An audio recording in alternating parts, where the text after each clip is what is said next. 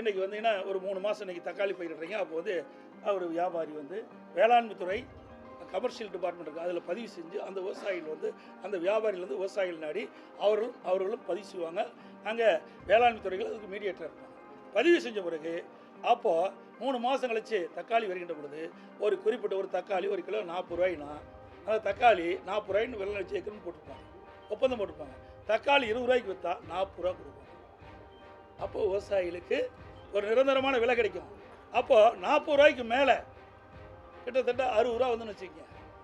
60 ரூபாய்க்கு மேலே போனால் ஒரு குறிப்பிட்ட லாபத்தொகை விவசாயி கொடுக்க வேணும். இதில் என்ன தவறு இருக்குது? அதை வந்து ரத்து பண்ணிட்டார் இந்த விவசாயியை காக்கக்கூடிய முதலமைச்சர். சட்டமன்றத்தில் நான் கொண்டாந்து நிறைவேற்றணுங்க பண்ணை ஒப்பந்த திட்டம் நான் நினைக்கிறேன்.